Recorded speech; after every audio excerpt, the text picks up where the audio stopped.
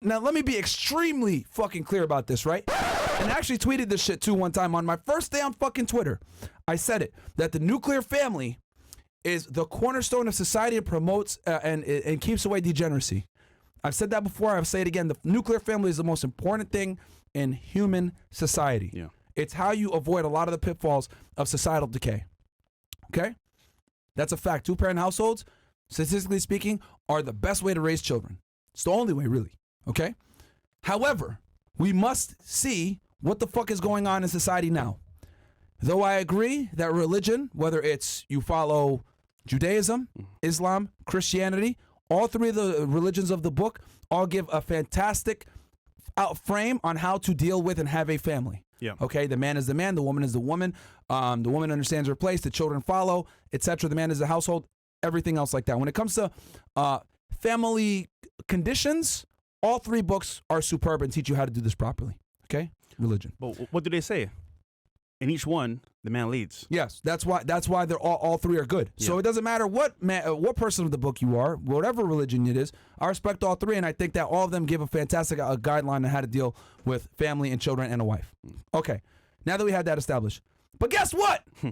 Society, if you live in a Western first world country, has changed significantly, and let's go through some of the things. Okay, took some notes here.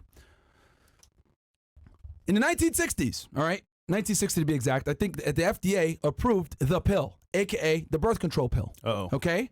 This, my friends, was the fucking beginning of the end. Because now you can have sex without children being involved. Okay? And before each show, we asked a girl on the podcast, are you on birth control? It's for a reason, guys. Yes. So. Second wave feminism came into play in the 1960s. Okay?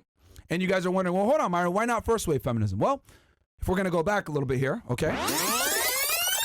Because I'm going to give you a timeline of how the fuck we ended up here in 2024, okay? So first, you got first wave feminism, right? First wave feminism fought more for women's suffrage, women's ability to vote, women equality, handling legal obstacles, that type of shit, like more civil rights situations. More rights, yeah. Right? Then you go to 1960, now we get the pill.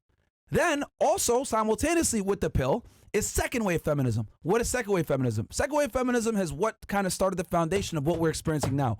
What does second wave feminism fight for, guys? It fought for sexuality, family, the domesticization, I can't pronounce it. Women being domesticated in the house, yeah. Right? Freedom from that. Women being able to enter the workforce, reproductive rights, domestic violence protection, and then obviously grape. So we can effectively trace back modern feminism that we see now, right, with the Me Too era, with women entering the workforce, with women making money, getting educated, everything else like that. A lot of these things were fought for through second wave feminism. When? In the 1960s, when also birth control was getting rolled out and pushed out to the masses. So we got feminism, right? Second wave to be exact, and we got birth control, right? And then the sexual revolution and women fighting for the ability to be sexually liberal in the 1960s. That's where this hippie movement came in, free love, all this bullshit, right? Came during this era. So this was the beginning of the end, my friends, okay? And obviously the church and religion tried to fight it, but they couldn't stop it, okay?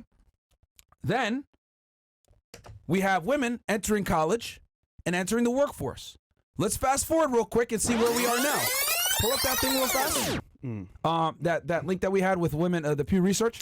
Mind you, this was all planned from the very beginning, by the way. Yeah. This agenda with feminism was planned. So you guys think I'd be capping when I tell y'all this shit, but women are out-earning men in several U.S. cities. Holy. Okay?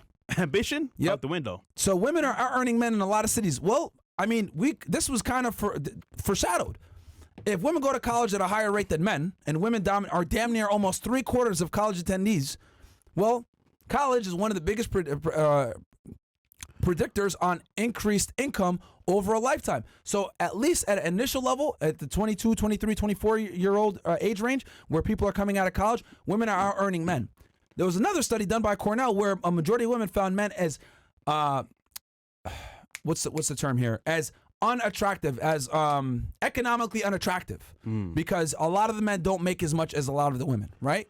Well, we can say safely here, though, this is also on men not being men themselves, taking lead and taking charge. And as a result, women are standing up for it, saying, you know what, okay, If you're not making the money, I'll make the money. Yeah. So guys, we got to do better, man. So We got to. So yeah. So the women are earning the men, right? So again, I'm painting this fucking timeline for you guys. Let's go back real fast. Because I'm going to bring this all back full circle for you guys so you can really understand how the fuck we ended up here. Okay? So 1930s, first wave feminism. Women are going ahead and getting rights, voting rights, the ability to have property, etc., right? So fighting for civil rights. Understandable. Then, understandable. Yeah. Then you go to the 1960s. Now, they're fighting for the ability to be sexual, not necessarily being stay-at-home wives, be free, entering the workforce, education, etc. A lot of, grape awareness, domestic violence, all this stuff, right? So the Me Too era, it's like Me Too in general, the roots, the seed was planted in the 1960s. Women entering the workforce, the seed was planted in the 1960s. Women being able to be sexually free and promiscuous as much as they wanted, free love and all this other shit, it was planted in the 1960s. Then you compound that alongside the birth control pill getting passed by the FDA at the same time in the 1960s, okay? This is all very important. Then you fast forward. What is the byproduct of women going to school and being educated? Now they're out-earning men in a lot of major cities. Now, let's add more fuel to this fucking fire that I've just shown you guys, okay? Let's add in social media. Let's add in Facebook. Let's add in MySpace, right? Now, women are able to speak to men in other geographic locations. Let's exacerbate the problem. Now, let's add fucking Instagram. Oh, shit.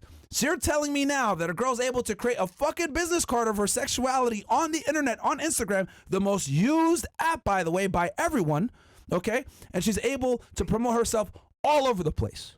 Right? So you have educated women that are making more money than men, that have more sexual resources and availability and outlook to men all over the fucking world, right? Then you also have open sexuality. You have hip hop, the hip hop scene culture, promoting this shit, right? And hip hop is one of the most popular genres of music, where girls are telling each other, "Hey, be whores," Sexy Red, City Sexy Girls, Red, all this Megan shit, Stallion. right? Even white girls, because some of you guys might say, "Oh, well, I don't listen to that music," bro. There's fucking white girls. I remember there was a clip that came out on this shit on TikTok that went fucking viral.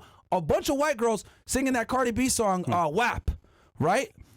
Oh yeah, don't cook, don't clean, but still got a ring, blah, blah, blah. Guys, this stuff, this type of music, it indoctrinates women, man. We know that women are followers. We know that they're hive-minded. We know that they want to go ahead and follow what's cool and follow the trends, etc. That's why when they do the stupid TikTok dancing trends, it's always females that do it. It's not necessarily always the guys, it's the females, right? Anytime there's some dumbass TikTok trend. So we know. There's one more as well that people don't talk about all the time, is Snapchat.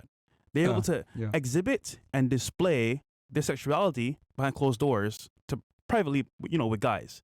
Nudes, other stuff going on too as well. So you gotta add that in there as well for promiscuity. Yeah, so then you add it now. Then also you can add in the dating apps. You can add in the Bumble, the Tinders, the Plenty of Fishes, the fucking OkCupids. We can add in the sugar sites, right?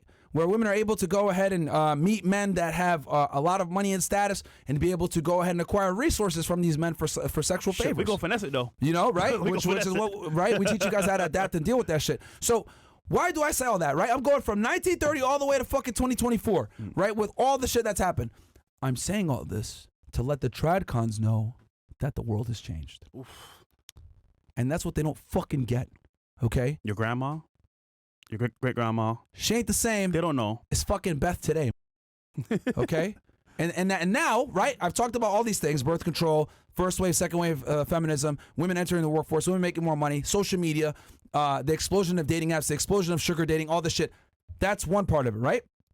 Now, let's talk about the family courts. Now that we talked about the societal decay, let's talk now about the legal side. You got the family courts, where women are initiating 80% of the divorces, 90% of alimony is paid from men to women. Women win almost all the child custody battles, okay? And people might sit there, well, Myron, the men don't fight for the kids. The reason why they don't fight for the fucking kids is because their lawyers tell them not to waste their fucking money and time, because they're gonna lose, okay? Because a lot of people say, oh, well, Myron, the men don't even fight for the kids. That's why the women get the kids automatically. No, a lot of the times when guys retain counsel, the counsel tells them straight up, bro, you're not going to get them.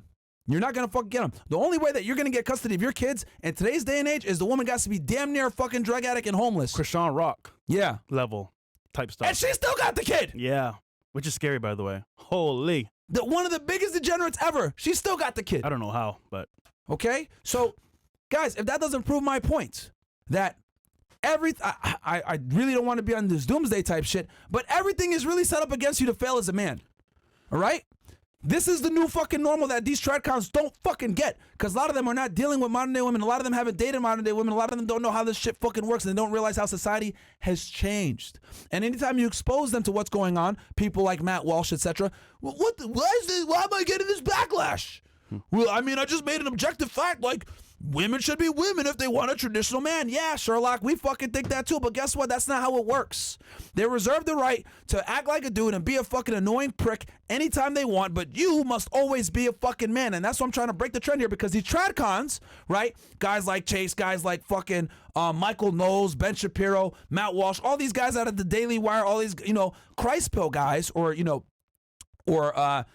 pill guys, or even Muslim pill guys, whatever it may be, because Islam doesn't save it either, to be honest with y'all. It has a lot of solutions, but there's also, it's not designed for guys to kind of operate in the Western world. Like, what they don't get is that women, dating, relationships, they've all changed significantly. And not only have they changed, we have a legal system that makes sure that it won't fucking change.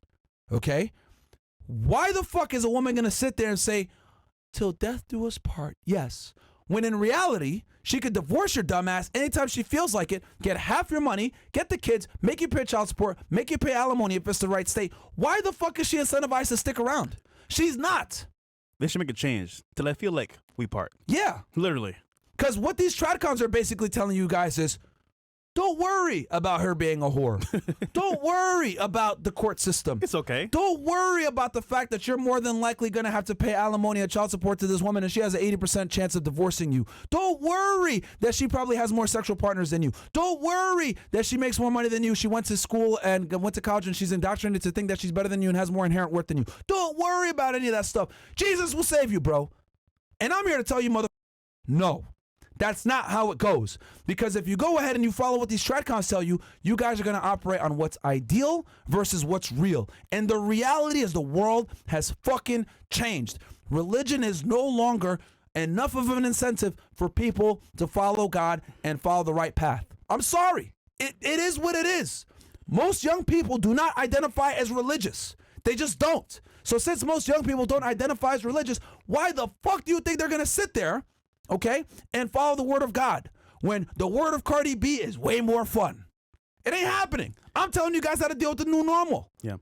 And we've seen the biggest wealth transfer between men and women in today's world, which is divorce. Jeff Bezos' wife, other billionaires as well.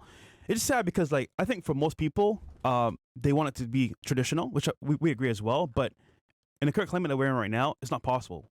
At least I want to say on a global scale, because of TikTok, Instagram, social media itself, and what people believe in. Actually, I would argue that, like, for women, that's their new god, social media, because they're on it every single day. They pretty much like pray to it, and they look to it for advice and help.